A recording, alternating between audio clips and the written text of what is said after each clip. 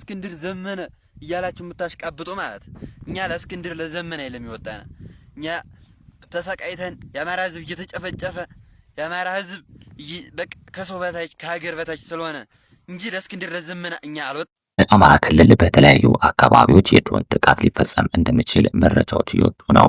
ይህንን ለማስቀረት የፋኖ አመራሮች ጥልቅ የሆነ የጸረ ተዋሲያን ዘመቻ እያካሄዱ ሲሆን በርካታ ሰርጎ ገቦች ተይዘዋል። በተለያዩ ምንጮች እየተገኙ ባሉት መረጃዎች መሰረት በጎጃም ዛሬ በተደረገ ፍተሻ 17 የብልጽግና ፓርቲ ደህንነቶችና የፋኖ አመራሮችን ለመግደል ሲንቀሳቀሱ የነበሩ ግለሰቦች በቁጥጥር ስር ውለዋል። ከነዚህ ግለሰቦች ጠቃሚ መረጃዎችም እየተገኙ ነው ተብሏል። በተመሳሳይ በወሎና በሸዋ 8 የሚደርሱ ተጠርጣሪዎች በቁጥጥር ስር ውለዋል። በጎንደርም ጥልቅ ፍተሻ እየተካሄደ ነው። በበርካታ የአማራ ክልል አካባቢዎች የአብይ አህመድ ሰራዊት የተለያዩ ጥቃቶችን ፈጽሟል። በተለይም በድሮን በርካታ ንጹሃን በስቅለት ዕለት ተገድለዋል። የአብይ አህመድ አገዛዝ ለስቅለት ስጦታ ለአማራ ህዝብ የድሮን ጥቃት አበርክቷል ብለዋል የተለያዩ የፋኖ አመራሮች። በዚህም የወቅት ላይም እንደዚሁ በጎጃም በደብረ ብርሃን አቅራቢያ ሸዋ በጎንደርና በተለያዩ ሌሎች የአማራ ክልል አካባቢዎች የድሮን ጥቃት በተከታታይ የተፈጸመ ነው። በሚቀጥሉት 2 እና 3 ቀናትም በእቅድ የተያዙ የድሮን ጥቃቶች ሊኖሩ እንደሚችሉ ለአንከር ሚዲያ በደረሰም መረጃ ላይ ተመልክቷል። ባለፈው ሐሙስ በምስራቅ ጎጃም እናርጅና እናውጋ በተፈጸመ የድሮን ጥቃት ከ120 በላይ ሰላማዊ ዜጎች መገደላቸው መዘገቡ ይታወሳል። ተመልካቾቻችን በዚህ ዙሪያ በማተኮር በሌሎች መረጃዎች ላይ ከእናንተ ጋር የምንቆይበትን የዛሬውን የአንከር የመረጃ ክፍለ ጊዜ ነው ይዘን የቀረብ ነው።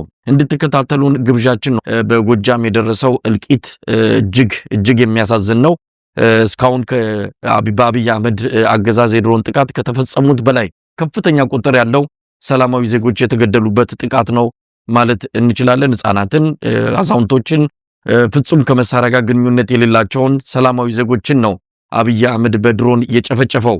ለፋሲካ በዓል ተሰባስበው የነበሩትን ቤት ለመስራት እንደዚሁ በህብረት እንጨት በማሰባሰብ በመለቃቅም ላይ ያሉትን የናርጅና እናውጋ ወረዳ የገደብ ከተማ ነዋሪዎች ላይ ነው የድሮን ጥቃት የተፈጸመው። 3 የተከታታይ የድሮን ጥቃት በመፈጸም ነው 120 የሰላማዊ ዜጎችን የጨረሰው። በ2 ቀናት ውስጥ 150 ሰላማዊ ዜጎች ተገድለዋል።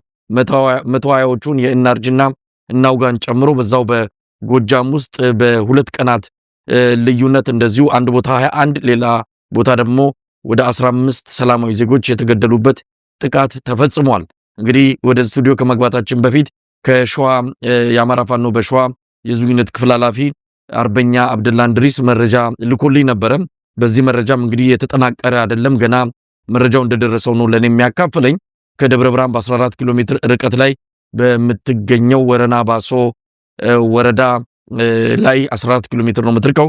በአንድ ትምህርት ቤት ለ3ኛ ጊዜ በተፈጸመ የድሮን ጥቃት ትምህርት ቤቱ ወድሟል። ሌሎች ጉዳቶች መድረሳቸውን በተመለከተ ዝርዝር መረጃ እንደደረሰው እንደሚያካፍለን ገልጾልናል። የደረሰን መረጃ እንደሚያመለክተው 68 የሚሆኑ የፋኖች መገናኛ ናቸው ተብሎ የተጠረጠሩ ቦታዎችም ለአየር ኃይል ሪፖርት ተደርገዋል።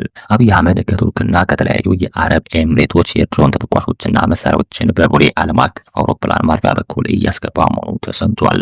ከሸዋ አካባቢ እንደደረሰን መረጃ አንድ ከፍተኛ ወታደራዊ አዛዥ በጠዋት በፋኖች ተማርኮ እንደነበር ቀደም ብሎ ዘግበናል። ይሁንና አሁን በደረሰን መረጃ የአዛዥ ከፋኖች ቁጥጥር ውጭ መሆኑ ተሰምቷል። ከሸዋ አካባቢ እንደደረሰን መረጃ ከሆነ አንድ ከፍተኛ ወታደራዊ አዛዥ በጠዋት በፋኖች ተማርኮ እንደነበር ተሰምቷል። ይሁንና አሁን በደረሰን መረጃ የአዛዥ ከፋኖች ቁጥጥር ውጭ መሆኑ ተሰምቷል። ይህ ግለሰብ በእንደ እስክንድር ነጋ የሚመራው የአማራ ፋኖ ሸዋ ጠቅላይ ግዛት እዝ ውስጥ የነበረ ቢሆንም እንዴትና በማን ትዕዛዝ እንደተለቀቀ የታወቀ ነገር የለም። ፋኖ በአሁኑ ሰዓት ራሱን እያጸዳ ነው። አሸባሪው አብይ አህመድ የፋኖ አመራሮችን በመምታት ፋኖን ለማዳከም እቅድ ቢኖረውም ይህ ከንቱ ልፋት ነው ተብሏል። ገለታው ዝርዝሩ ይቀጥላል። በብዙ ቦታዎች በበርካታ አካባቢዎች የአብይ አህመድ ሰራዊት የአብይ አህመድ አገዛዝ ከፍተኛ የሆነ ጥቃት በሰላማዊ ዜጎች ላይ እየፈጸመ ይገኛል። መጀመሪያ በእውነት ለተጎዱት ወገኖቼ ላለቁት ወገኖቼ ሁሉ በጣም የተሰማኝ ሐዘን ጥልቅ ነው። መሳይ አማራ ህዝብ ሐዘናችን ነው፣ እንባችን ነው፣ ጥቃታችን ነው። ሁልጊዜም ከጎንነን። በጣም አዝናለሁ። በዚህ በበዓል ጊዜ ደግሞ በመሆኑ ይሄን ያህል ከባድ ወንጀል የተፈጸሙ በጣም አዝናለሁ መሳይ። መጽናናት ልመኝና ወደዚህኛ ወደ አነሳው ጉዳይ እንጀምር፣ ኋላ ደግሞ እንመለስበታለን። አሁን ለጊዜው እንደው እዚህ ማንሳቱ ምናልባት ጥሩ ላይሆን ይችላል ብዬ ነው። አንዳንድ ያየኋቸው ምናልባት ግጭት ሊቀሰቅሱ የሚችሉ ከሆነ እንተዋቸው ብዬ ነው እንጂ በጣም የሚዘገንኑ በተለይ ከዚህ ከሆሳዕና ጋር የተያያዘ ገለታው ለምን አንገልጸው? ምናልባት ፎቶግራፉን ማሳየቱ ትንሽ ሊከብድ ይችላል፣ ግን ድርጊቱን ማውገዙና ማጋለጡ ተገቢነት አለው።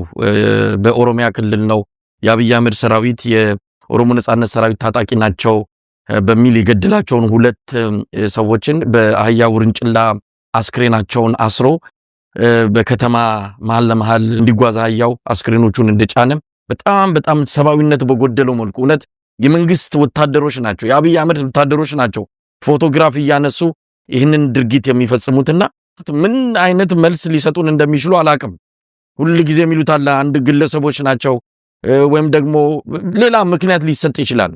ግን ይሄ ድርጊት በኢትዮጵያ መከላከያ ሰራዊት ስም የሚደረግ እጅግ አስነዋሪ ኢሰባዊ እንዳልከውም ከሃይማኖት ጋር ማያይዘን ምሳሌታዊ ከሃይማኖት ጋር የተያዘን ነገር ማንኳሰስ ሲሆን እንደዚህ አይነት መልእክት የወሰዱ ሰዎች አሉና ይሄ ሃይማኖታዊም ትርጉም ያለው ከሰባዊነትም አንፃር የምንመለከተው ጉዳይ ነውና እናንሳው፣ ችግር የለውም ማንሳታችን።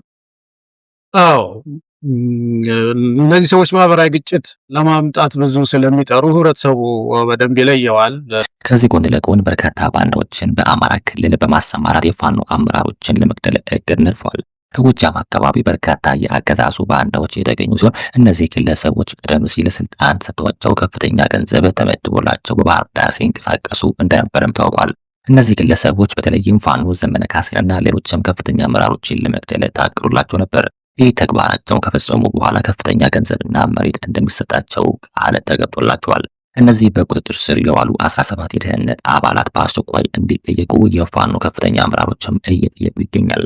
አሁንም የአገዛዙ በርካታ ባንዳዎችን በአማራ አካባቢ እያሰማራ ይገኛል። በተለይም በጦርነት እየተማረኩ ወታደሮችን ለይቶ ማስቀመጥ ይፈልጋል። ብዙዎች እጃቸውን እየሰጡ መስለው ሰርቀው ለመግባት እየሞከሩ ነው።